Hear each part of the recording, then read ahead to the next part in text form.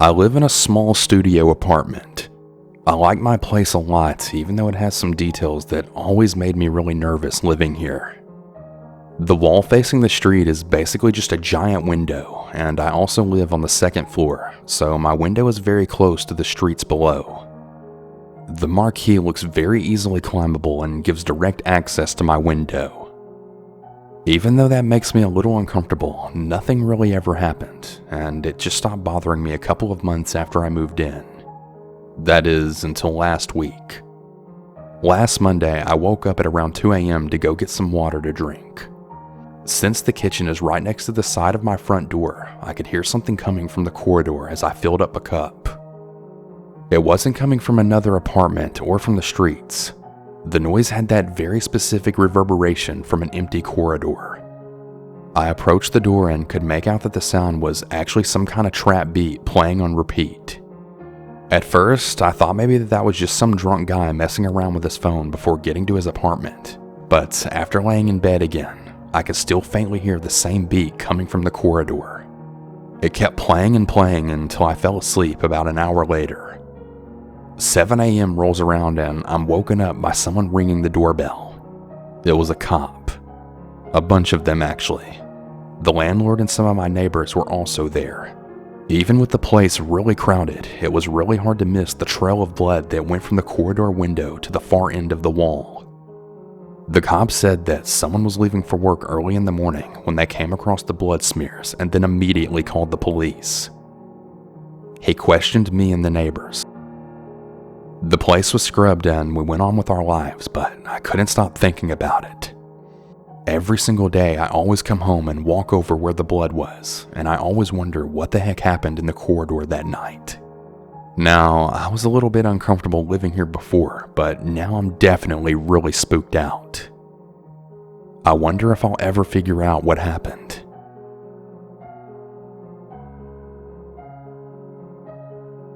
When I was in college, I lived in apartments that weren't on campus but still called student housing. I saw this guy around that I thought was pretty cute. His name was Kiefer. He knocked on my door one day and he said he was the maintenance man and that he needed to change our AC filters. I was making dinner for my roommate at the time and for myself, and he commented that it smelled really good, so I invited him in to stay for dinner. All went pretty normal as we watched a movie afterwards. Totally innocent. At about midnight or so, I kept telling him that I was really tired, trying to hint for him to leave. My roommate had already gone to bed, so it was just him and me now. After telling him to leave because I was going to bed, he kept trying to talk me out of it, saying that I should stay up longer. He just kept taking forever, trying to drag it out. When he was putting on his shoes, he then started crying that he had a cramp in both of his calves. He told me that he couldn't walk upstairs and that he didn't know what to do. I really wanted to go knock on his door to have his roommate come and get him, but I'm in a wheelchair and I couldn't go upstairs. We had an extra bedroom in our apartment that only had a bed in it and nothing else. He continued asking if he could sleep in the room and I kept telling him no. We argued for like 10 minutes about allowing him to sleep in the extra bedroom. I was so freaking exhausted, I just went ahead and decided to let him. I locked my roommate's door and my door so that he at least couldn't come into our rooms. When I woke up the next morning, luckily he was gone and nothing was stolen. I honestly should have reported it to the apartment complex, but I wasn't really thinking. A couple of days later, I heard someone knock on my bedroom window in the middle of the night, and I totally flipped out about it. It ended up being Kiefer, but obviously I didn't let him in. Then the next night, my roommate and I were in the living room, and then he came and knocked on our door. Ashley, my roommate, answered it, and he asked for me, and she said that I was asleep already. His response? "No, I know she's not asleep. I look inside y'all's window, so I know she's awake." Yeah, Kiefer was definitely a creep.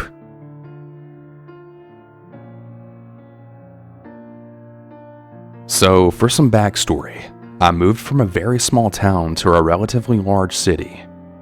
It was for university, and I was around 19 years old. Since I wouldn't be in the new city until around September, my soon-to-be roommate decided to look for a place for us to live in the fall. In mid-July, she finally found us a decently priced, newly renovated, close to everything apartment. It was on a pretty busy road in the city. Fast forward to September when it was time for me to move in. Myself and my parents get to the building, and it looks a bit disheveled from the front, and upon entering, the inside of the building was an absolute mess. Appliances in the hallways, plaster was running up and down the walls like a child had been given the material to play with, and the flooring was missing in most places. Since the apartment was actually kind of nice, and since it was my first ever apartment away from home, I was absolutely thrilled to finally have a place of my own. Now, this apartment housed many students, as well as the landlord and the superintendent, so it seemed like a relatively safe place to live, right? Wrong. My roommate had the door buzzer hooked up to her phone so that when someone rang, her phone would ring and she had the option to let them in or not. About a week after school had started, I was home since I didn't really have class until later in the day, and my roommate was at work.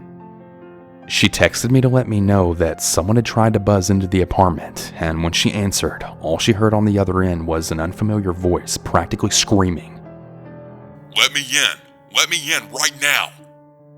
Luckily, my roommate had the sense enough not to let them into the building. About 10 minutes later, someone comes banging right on my door. Without saying anything, they just continued knocking for what felt like hours, although it was probably only about 20 minutes in reality. I stayed in my room the entire time with the door closed because I was absolutely so afraid of who might be standing outside my door. Eventually the knocking stopped, and when I checked the peephole, the person was gone. I felt really relieved that I had avoided what seemed to be some kind of creep looking to get in my apartment for some reason that I really wasn't aware of. Nothing too strange happened again until about 2 weeks later. Again, I was home since I was sick and my roommate was at work. I should note that my roommate was a flight attendant for a small airline, and obviously she wouldn't have her phone if she was already in the air. As I recall, there was no one to buzz the door this time. So it's early morning and not too long after my roommate left for work, and someone came banging on my door. Of course, I didn't get up to answer it because I was still sick in bed, hoping that they would just go away. We weren't expecting anyone, no packages or friends. And besides, how would they get into the apartment if my roommate's phone didn't ring for the door buzzer? When I finally think whoever was knocking at the door has left, someone actually unlocks the door to my apartment and walks right in. I was mortified. I always sleep with my room door closed, so there was absolutely no way that they would have known someone was in there except by opening the door. Since my roommate was a flight attendant, I knew it wasn't her because her flight would have been gone by this time, so there was really no way she could even answer her phone since there's no service when they're up in the air. I was frantically texting her to let her know that someone was indeed in our apartment without our permission. Where we live, our landlord must give 24 hours notice before entering the property. As I lay in bed crying and shaking out of pure fear, the person seemed to have just walked around the living room area and then left again. As soon as I heard the front door shut, I ran and locked all of the locks and put across the chain that would keep anyone from getting in, even if they had a key. To this day, neither me or my roommate know if it was the same person or someone who had previously lived in the apartment. We have no idea who it could have been. We left that apartment building only a couple months after that and moved into a more friendly and seemingly safer neighborhood. Whenever I drive past that building now, I always get the creeps. I don't think that I'll ever forget what happened.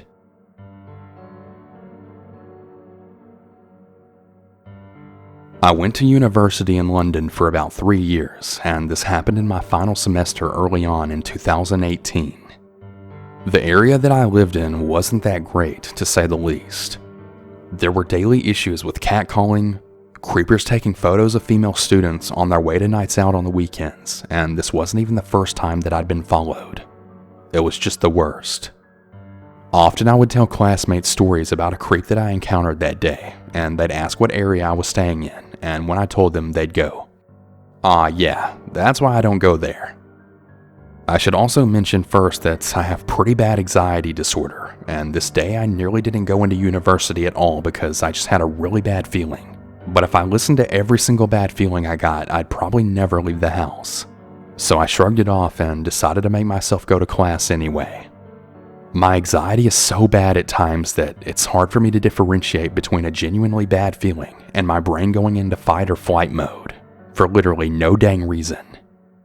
Knowing the issues of the area I lived in, I purposely dressed down as much as possible to minimize attention from creepers because I was in no state to deal with it that day. My typical look ventures into alternative style. Lots of black tattoos and dark makeup.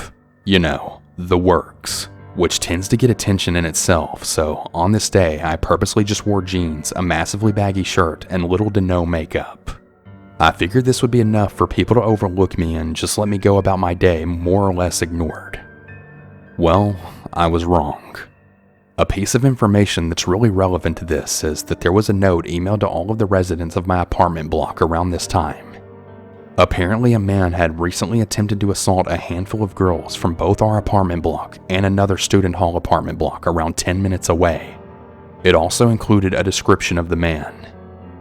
Not even 5 minutes after leaving my apartment block, there's some guy following me.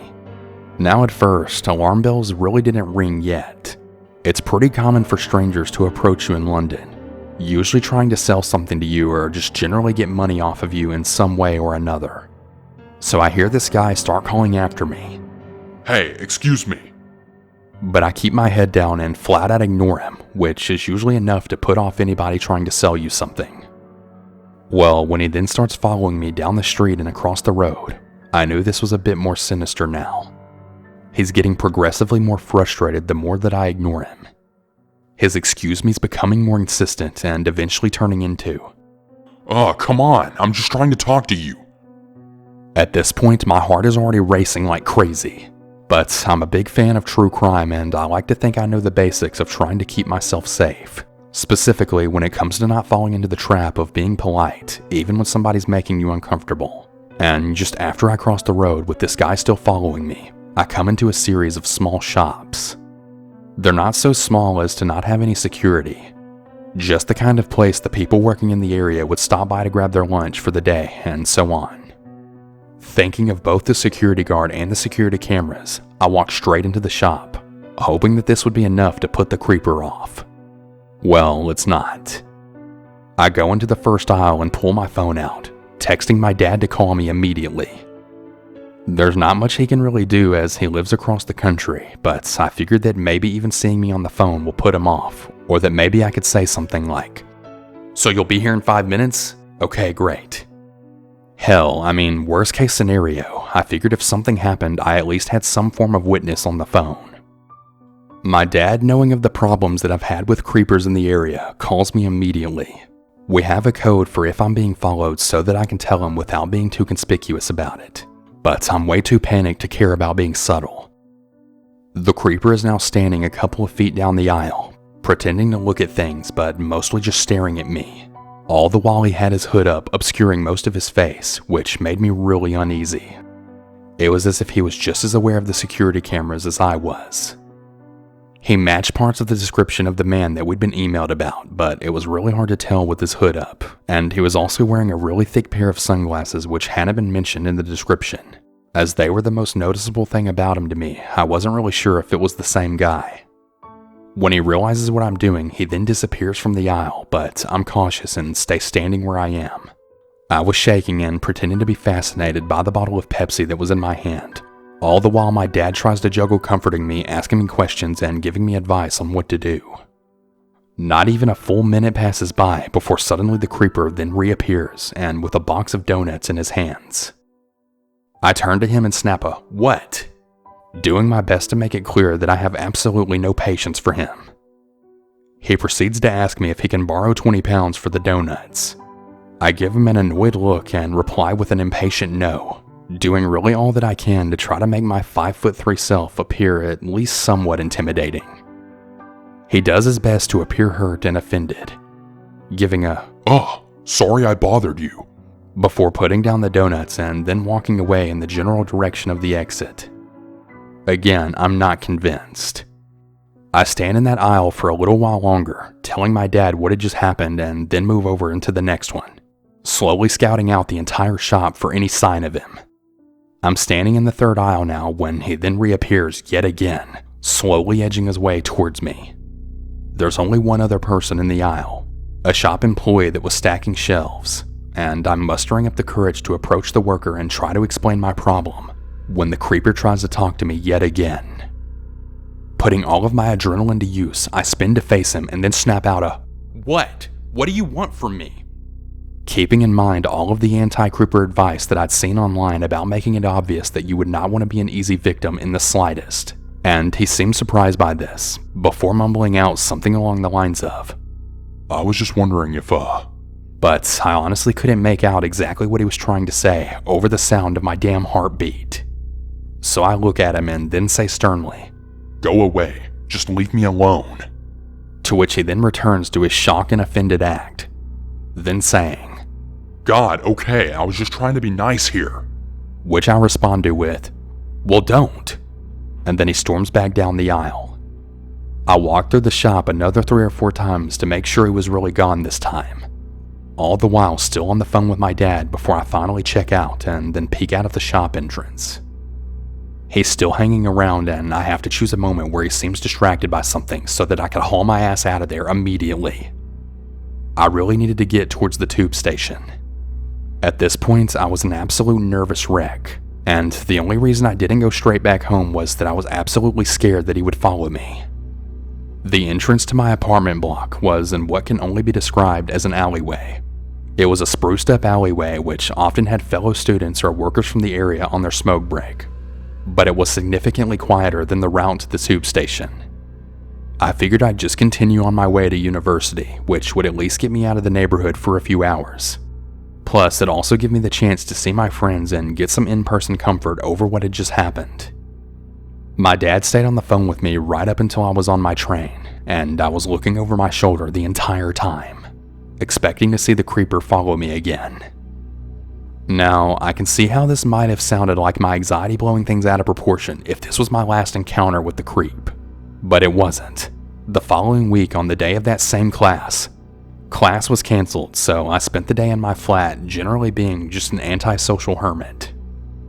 The week after, however, same day of the week, same time of the day, I was leaving again to go to class, certain that the encounter 2 weeks ago was just another charming story to add to my collection of gross encounters from the area, when not even 5 feet from the door of the apartment building, somebody falls into step with me. It's really not too unusual. With other students in the building, I figured it's just somebody who had a class at the same time as mine making their own way to the tube station. And that's when I hear, "Hey, do you remember me?" I look up and I can't even manage to keep the dread from my face when I then see the creeper from 2 weeks ago. Right away, I tell him to go away, remembering how it worked the last time, but not this time. This time he doesn't even attempt his shocked, offended act that he played in the shop, and instead even seems amused by this. He instead then says, "I'm just walking this way too." So I halted my steps and just gesture forward, then saying, "Go on then," figuring if he's telling the truth he'll keep walking and continue on ahead of me. Well, he doesn't. Instead, he just stops and smiles. It was that same freaking amused, sinister smile as before. And then he says, "Come on, why won't you talk to me?" Which I then respond to with, "Just leave me alone already."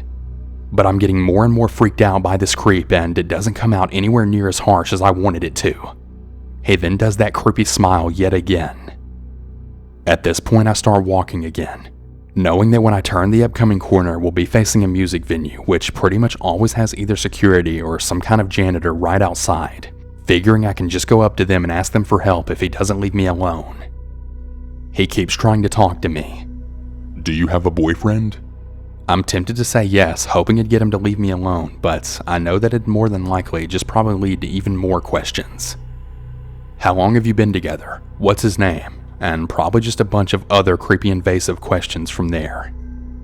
This guy doesn't even care if I have a boyfriend or not. He's just trying to draw me into conversation.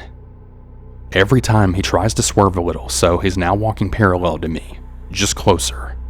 I take a few steps away. I start to get more nervous and respond to that question with, "Oh, screw off." But he just keeps firing questions like, "Why don't you talk to me? I just want to talk to you. Don't you like talking to people? But by now we're rounding the corner and I now spot a security officer. I immediately pick up my pace, going down a set of stairs that led towards nothing but the security guy, so that it's obvious what my intentions are. The creeper quickly says, I'll just leave you alone then. You clearly don't want to be friends. He then disappears, and I speed walk down the street to the shop that he'd followed me the first time. It's only when I'm outside the shop that I decide to stop and look around. He's nowhere to be seen. If he really had just happened to be walking in the same direction, I would have still been able to see him because there's literally nowhere else to go from where I was walking. Which meant for me to not be able to see him, he'd have to have done a U-turn and started walking in a completely different direction altogether. After much pleading from my family and friends, who were really worried that this creep would show up again the following week since this was 2 separate occasions on the same time at the same day, I went to the reception staff at my student halls. I told them about the incident and they put me in touch with the police to make a report about it since they thought it was the guy who we'd been emailed about. The police were, well, nowhere near as helpful. In fact, they didn't even get back in touch with me after I emailed them an entire account of what happened. The following week, my dad drove down from across the UK to walk me to class with no sighting of the creeper, and for the rest of the semester I left over an hour earlier than usual for that class and just hung around campus to waste time. The silver lining was that this whole thing really made me appreciate my family because they ended up memorizing my entire schedule, always making sure that I had a relative available to stay on the phone with me from the moment I stepped out of the flat to the moment that I was on my train and vice versa. I honestly thought that was the end of the entire thing, until a few months later. I was now graduated and moved back to my hometown when I then get a text from my best friend. It's a link to a news article about some pervert who had been in court for assaulting students in my area, and with the article she then sent a text that read, "So is this the guy who was following you?" The article had a photo of the man that it was about, and it was indeed the creeper that had been following me that whole time. And it was also the one we'd been warned about via email. He didn't have the glasses on that he'd had when he was following me, which made me think it was some kind of disguise, seeing as he was apparently already banned from being near any student halls at the time that he'd been harassing me.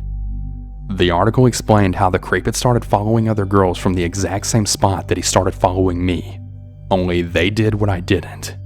They were polite. Of course, I'm absolutely not blaming them for that. I was just really fortunate to have it drummed into me by a protective dad and an equally overprotective older brother. Screw politeness. It's better to be accidentally rude to somebody with good intentions than to give the benefit of the doubt to an absolute psycho. So when he plied them with question after question and they'd warily answered, he'd always ask them, "Where are you going?" And whatever they responded with, he'd then tell them, "No, you're coming with me," and make a grab for them, assaulting some of them. And you want to know the worst part of all this? He got no jail time. He was given a curfew demanding that he'd be home before 6 a.m. and after 6 p.m. And I'd also like to add that in the same article, the police officer who hadn't been fit to bother calling me back about my report actually congratulated himself and his team for how well they handled the whole thing. What a load of crap. I'm still really working through severe anxiety issues, especially when it comes to being out in public alone. I'm never living in that city again. In Michigan, there's a little place called Traverse City. It's a smallish, very esoteric hippie kind of town. In this town, there's a bona fide abandoned mental institution, complete with an absolutely enormous deserted grounds and dilapidated buildings, an old rusty water tower, and a huge stone basin in the middle of the woods that could hold maybe about 50 people. You know, the works. This actually isn't the creepy part, believe it or not, as nothing scary really happened there. It was actually quite the popular hangout for college kids to get stoned and whatnot. It's more of a small detail on just how strange this town is, and kind of a backstory. You see, when the mental ward shut down, the patients were basically let loose to their own devices, and many of them ended up as one of the many homeless people that just roamed the town. And some of them just ended up in the Whiting. The Whiting was the cheapest apartment in town, basically a month-to-month hotel. It really wasn't a bad place. There was a housekeeper that stopped by once a week to clean the place up. It wasn't falling apart or infested with pests or anything. It was technically a sort of halfway home years and years ago, and it had to be shut down when some man was found dead of heroin overdose on the front steps. It eventually reopened to the public again, and some of the people who lived there previously had nowhere else to go and moved back in. At this point of the story, I was a really broke college kid. I got some really weird vibes from the place, but I was really short on money, and I thought it would be an interesting experience to say the least. Well, I wasn't wrong. First of all, it looked like the architect had actually gleaned inspiration from The Shining. Long, narrow hallways, some straight and some swooping around. Some that started out normal and then got so narrow that you literally had to walk sideways to fit. There was painted over doors and doors that led to nowhere, and tiny doll-sized doors in the hallway that never opened. There were a lot of creepy pictures of crying girls or off-putting abstract paintings decorating the walls. My friend lived in a small room that had a large mysterious X painted over his bed. He also had a painted over locked door to his left. And my other friend who lived on the second story at the end of the building had a window that looked out of a straight up brick wall. Pretty bizarre, right? Well, wait until you meet your neighbors. Schizophrenics and drugged out zombies wandered up and down the halls or peeked out of their doors before slamming it shut. You could just be walking along when the door would suddenly open and a battered looking woman would tell you that the other tenants were trying to hurt her and that she was going to be sleeping with a knife for protection. Another good friend of mine once opened her door and found an entire lamp taken apart piece by piece and then aligned on her doorstep. There's a few incidents that really stick out in my mind. Once I went to the shattered kitchen to make myself lasagna. One of the women was already there and she was sitting in a kitchen chair just talking to herself in a high-pitched girly voice. Now, this woman was a big and rather imposing individual, made all the more intimidating because she had a habit of ramming people in the shoulder whenever she passed them in the halls. She's just sitting there and mocking and insulting me the entire time, but all to herself as if I can't hear her, all while eyeing me with a sideways dead-eyed kind of look. Every now and then she gives a high-pitched giggle that sounded truly sinister. Well, I then say, everything all right? And she's muttering to herself, the thing's talking to me. I won't respond. And then she giggles. I'm definitely perplexed at this point. I pick up a fork and I'm getting ready to exit, and she then starts really flipping out and starts rapidly saying, "You got a fork? You gonna kill me with that? You gonna stab me in the throat and murder my family with that fork?" Yes, she was actually screaming by the end of it. I didn't stick around. I could still hear her screaming whenever I would take my crap out of the door, going on about hurting her. And just like some movie, I can hear high-pitched hysterical laughter echoing down the halls as she gets louder and louder. Truly brought goosebumps up to my arms, I can tell you that. Another time, a man was so messed up on some substances that he could hardly stand, and he tried to chase me. He was at the foot of the stairs and I had to pass him, and he tried to slur some nonsense at me while I walked by him. I think he said something about a shower. Well, he reaches out and grabs my arm and then tries pulling me toward him. I pull away so fast that he gets knocked over, and as I'm running up the stairs, he's trying to collect himself and stand back up. I hide in my friend's room and we can hear him slouching and banging up the stairs, just calling for me in a doped up sort of way. About a week later, he apparently forgets about it and I see him in the lobby. He had asked me which room I lived in. So yeah, that's a brief summary of the really creepy place that I lived in at one point. It was definitely an interesting and creepy experience to say the least.